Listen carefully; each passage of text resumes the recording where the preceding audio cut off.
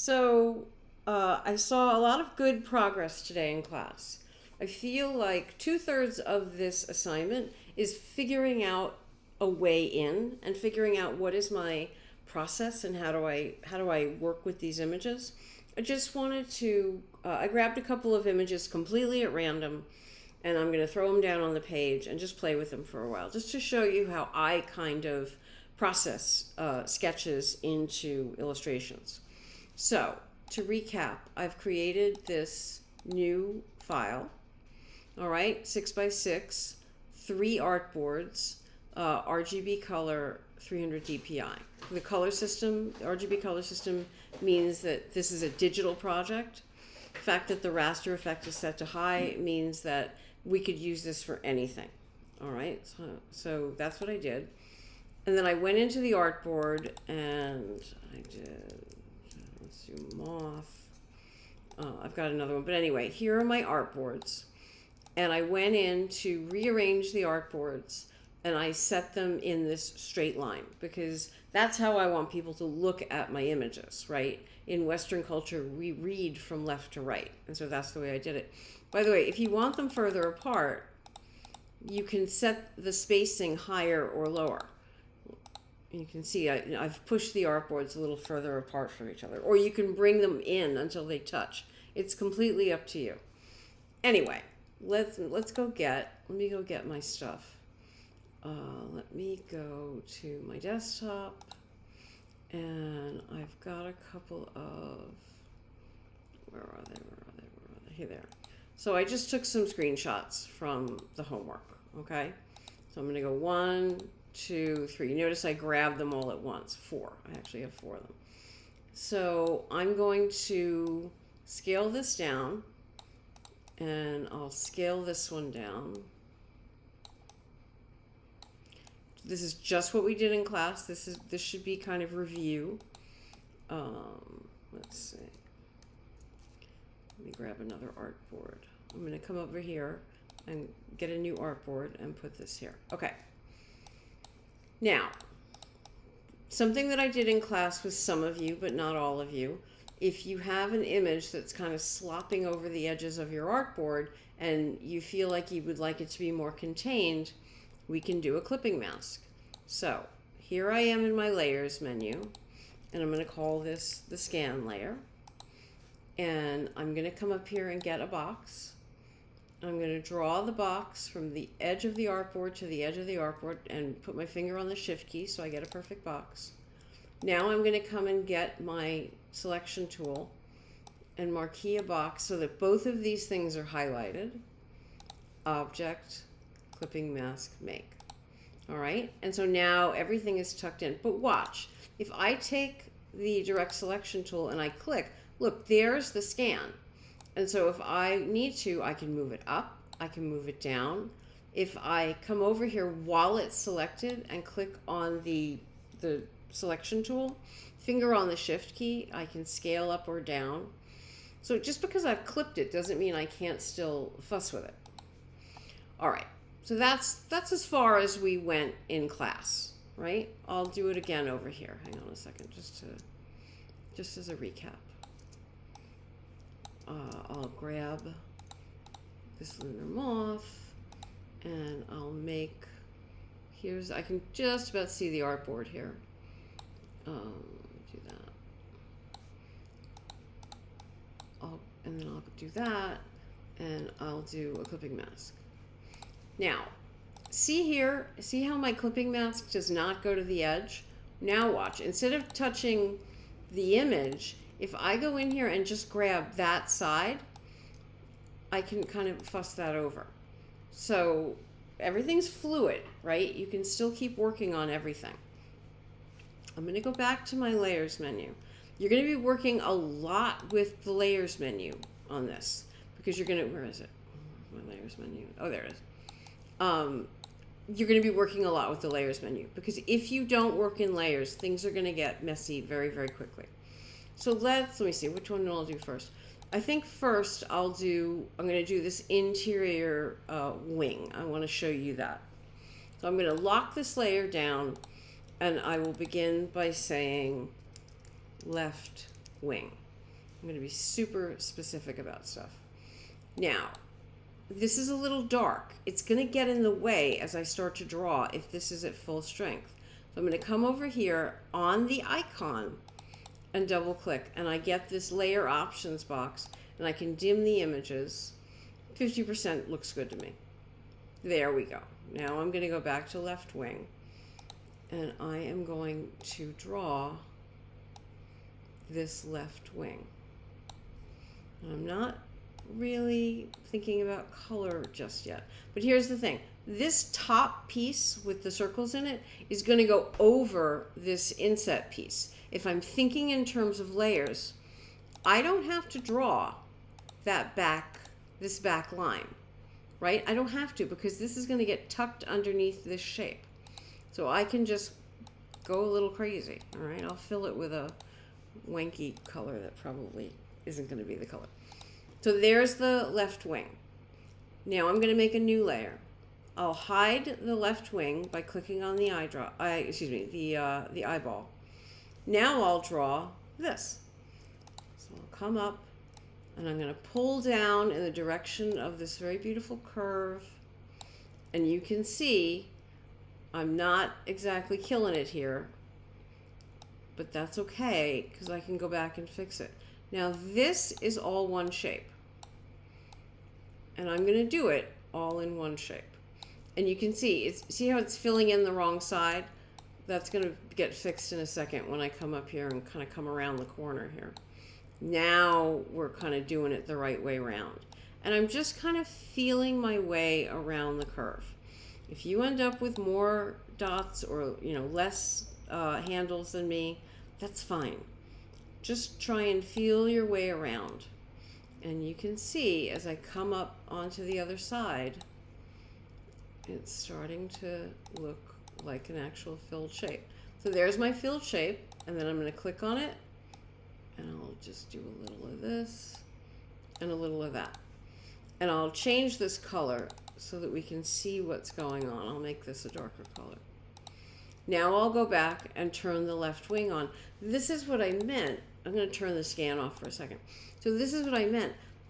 If this is underneath, if the smaller section is underneath the bigger section, then it doesn't matter what this back end looks like. Let me go into keyline mode, Command Y. See how sloppy that edge is? It doesn't matter because it's tucked under this edge. So as you look at your scans, just think if something is tucked underneath, you only have to draw the parts that show, right? So let's go back, turn everything back on, Command Y to toggle back. And then, so we have this area here with these lines in it. So I'm going to draw this next. I'm going to make it, and I'm going to pull it down below. And by the way, so we'll call this wing edge. I'm just giving it names that make sense. And I'll call this wing front. So the order here is super important. This wing front needs to be behind this wing front edge. So that's where I've put it. And you can grab these layers and just throw them around. So now, let me pick, whoops, sorry. I'll deselect, and then I'll go in and I'll pick, I don't know, these are terrible colors, but I'll just go in and grab this. All I need to draw of this shape are these edges, right? And then I can come back down, as long as I'm coloring inside the lines, so to speak, that's fine. Now look, I made a mistake. I put this on the wrong layer. That's okay. See this little dot? This dot indicates selected art. You can see it's green, and this is green. I'm going to grab this and pull it down onto the layer it belongs on. So this is what we're talking about. And I know that there's lots and lots of marvelous detail in here. Don't worry about that right now. We'll take care of that. And just say, hey, and by the way, when we get to the point where we start to draw this stuff, if I hide all of this and I make a new one and I say circle decorations, Yeah, I'm going to put that on top of the wing edge.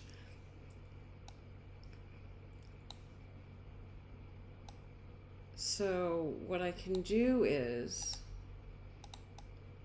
I can do that. And then these are kind of going in a rough semicircle. Finger on the Option key to give me a copy. And I can kind of snug it in there. And then if I take my solid arrow, I can scale it down.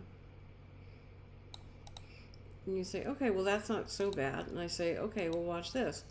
I'm going to grab them both. With my finger on the Shift key, I click and I click. They are both selected. With my finger on the Option key, I pull.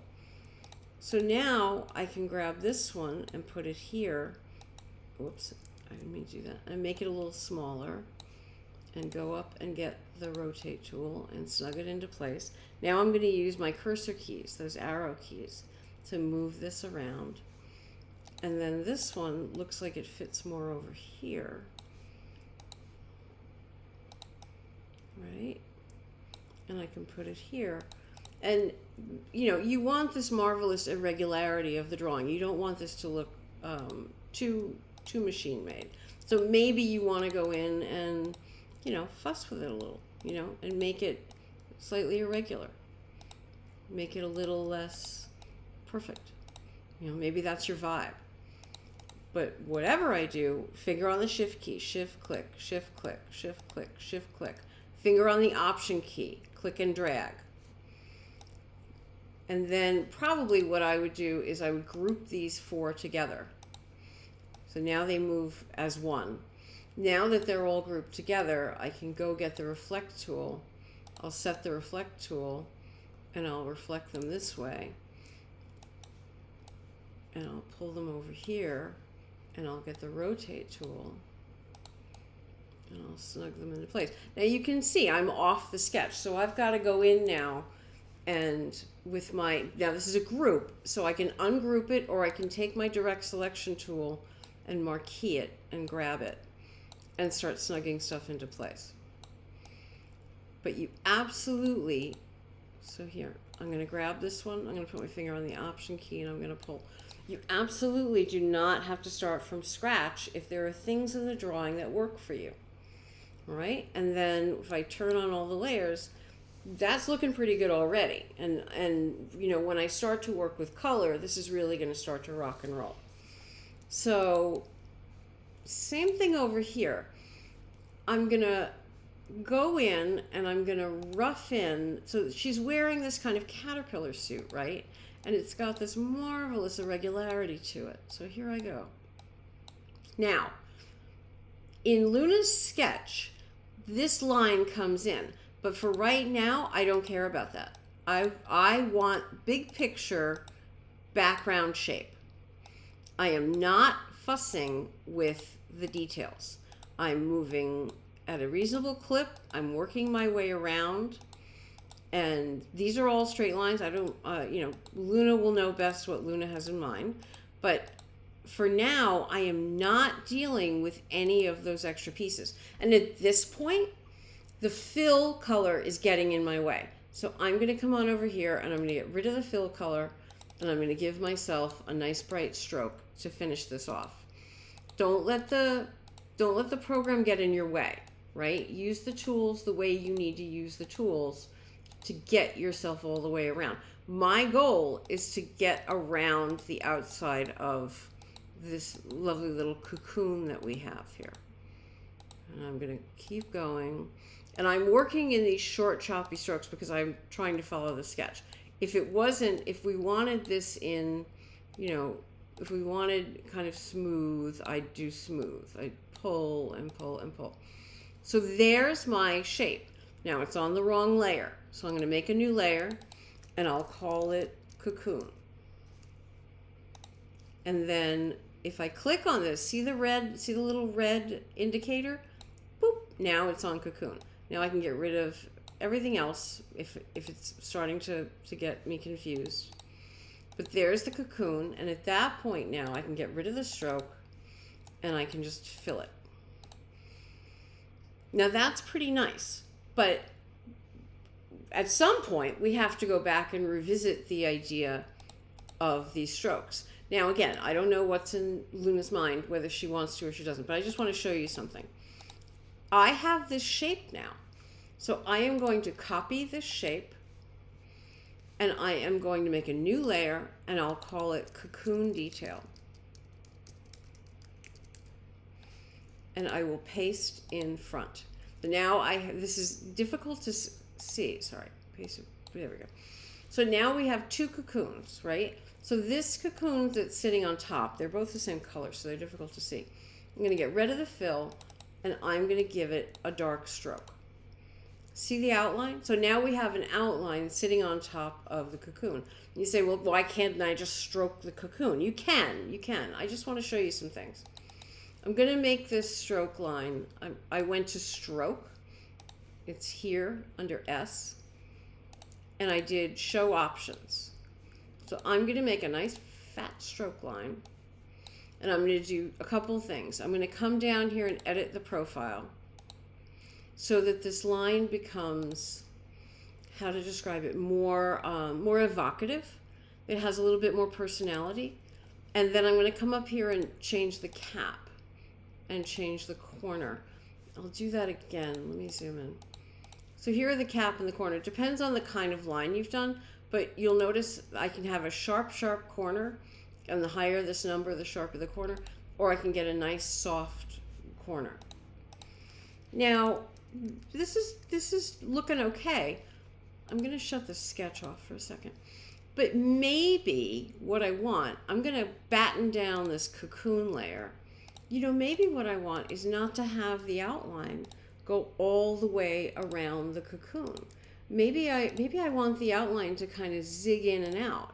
Well, if I was just dealing with a stroke around the solid shape of the cocoon, I couldn't do this. But the fact that this stroke is on its own layer means that I have that capability, all right? And we'll talk on Friday or possibly Wednesday about these wonderful striations. The Command D effect is going to help with this, and we're going to use a tool called the Blend tool that's going to help with this. We're going to create these effects the old-fashioned way. But for now, my mission is to rough in the big picture parts. Let's go to the last two. Okay, so here's, this is a Empire State Building. This is, this is Valentina's, sorry. So I'll do the Empire State. And I'm going to call this Empire State Base. All right, so the first thing I'm going to do, I'll draw the spire.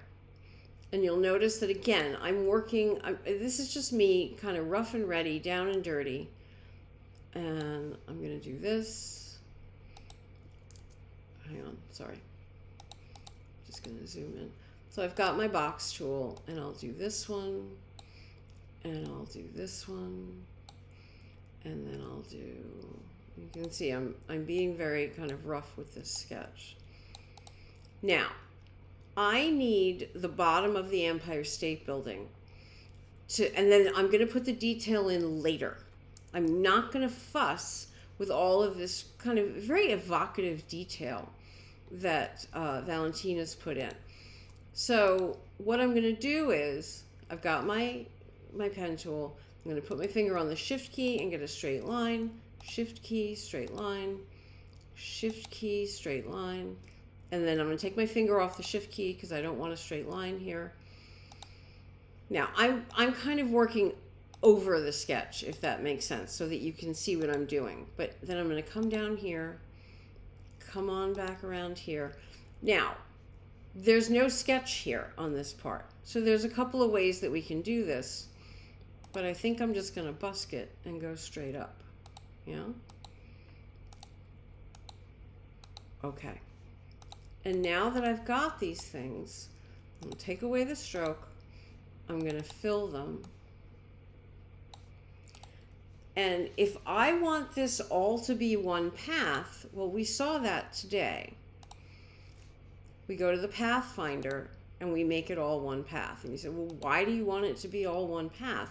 And the answer is, I want this base. I want this base shape that I can fill with color. And then later on, I can say, okay, so I need, let me just do this. So let me go into draw inside mode. I'll make a just slightly darker color, right? So that I have kind of a shadow. And then I can go in and add in this detail. But I'm not going to get to this detail part until I have put in, until I've roughed in all these big shapes.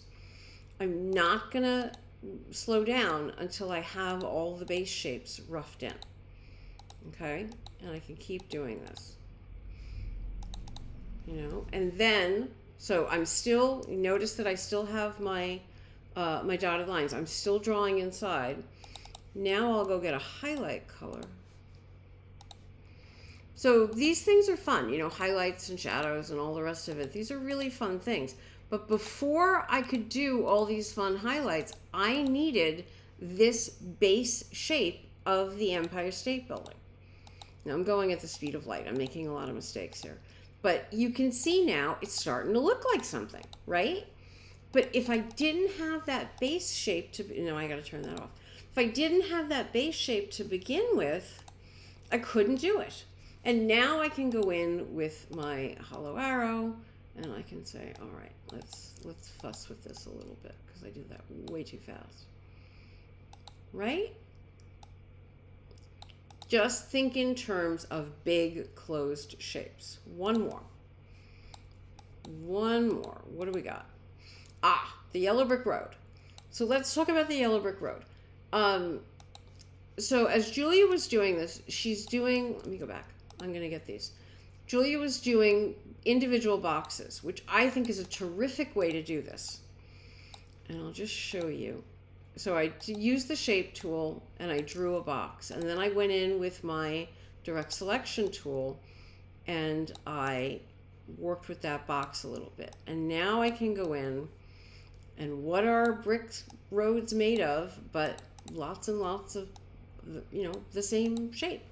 Except that there's this marvelous kind of hand-drawn quality going on here that I really, really like. So I'm going to start bringing stuff in. And I'm not going to worry about the point where I'm not going to do this. I'm not going to make the paths kind of kiss like this. I'm going to make sure that one goes over the other. And you will notice as I do this, I've got my finger on the Option key and I'm just clicking and dragging. So something you will notice is every time I make a new one, it goes on top. Right? So now that I've got this row, and I will tell you that what I'm working on right here does not have a tenth of the charm of Julia's. But I'm going to grab this row and I'm going to come up to Object and I'm going to group it. So now it's a row of bricks, but it's one object. Let me get rid of these. I'll work from the bottom up. Finger on the Option key, and I'll come over here and I'll do every other row. And then finger on the Option key. And because this is looking very samey, I think I'll go in to my reflection tool. I'll put my finger on the Option key and I will reflect across a vertical axis. All right, and you can see I'm a little off true here. So I'll go and get my rotate tool and kind of snug this back down into place. Now, could you do it a different way? Sure. There are as many different ways to do things in Illustrator as there are stars in the sky. We could do this as a repetitive pattern, and we'll learn more about repetitive patterns as we go. Julia could have just drawn this shape and created strokes inside the shape. But here's the thing. Now that we've got all of these shapes, watch this. I'm going to click this one. I'm going to put my finger on the Shift key. And I'm going to go in and click a bunch of random bricks. I'm just kind of grabbing them at random. Right? I'm just kind of grabbing a bunch.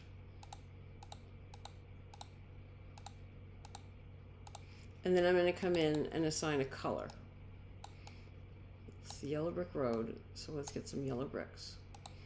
All right. Now I'm going to do it again. And I'm just going to grab a bunch of random bricks that aren't yellow yet. Just a bunch of them. Right.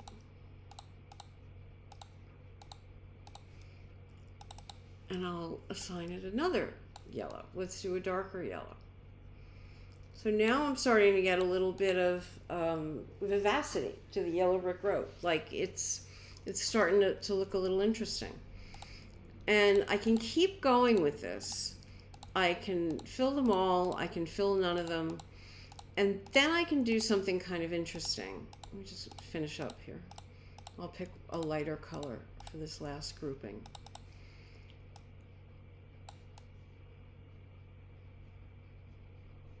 There. So what we have here is 1, 2, 3, 4, 5, 6 groups of bricks. Undo, undo, undo, undo, undo.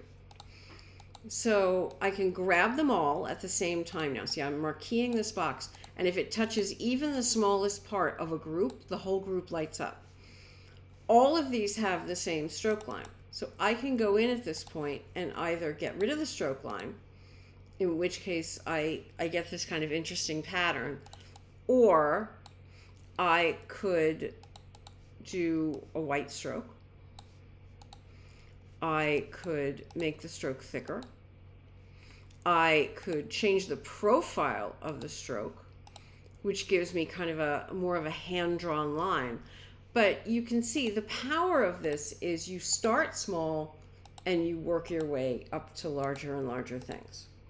And then I can grab this and group the whole thing together now, right?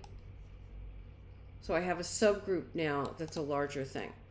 Group is here under the object menu, group, and you can do Command G for group. So as you start to create items, like as I start to create the bear's head, when I'm done with the bear's head, I might group it together. But we're not going to be done for a while. When I say done, I mean add a whole bunch of different bits of detail. Okay, one last thing, and then I'm going to shut up. I swear to God. Let me just show you something. I'm going to do the bear's head. And I'll give it no line, and I'll give it, I'm going to make it dark. All right? And let's say I wanted to create a shadow on the bear's head. And it's like, oh, geez, I forgot to do draw inside. Or I did this last week, and now I have to do draw inside. But I have this, let me just do this separately. I'm going to draw the shadow. Instead of doing it live, where I actually draw inside his head, I'm going to do the shadow first and just show you something. Let me make the shadow, so it's a slightly darker shadow. I am going to grab this so that it's completely selected. Notice I'm using the selection tool, so all of the points have turned black. I'm going to cut it. I'm going to grab this, and I'm going to turn on the Draw Inside tool again, and watch. I'm not going to use any of these. I'm just going to use paste. And look, there's my shape, and if I pick it up and move it, so you can draw inside kind of live and in action.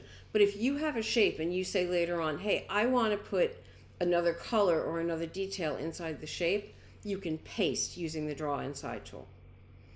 All right, I think that's enough to throw at you. If you would like me to do a demo with your sketch, if you have something that you're stuck on and you want me to help you work it out, just Slack me the sketch and I'll make a demo for you just like this.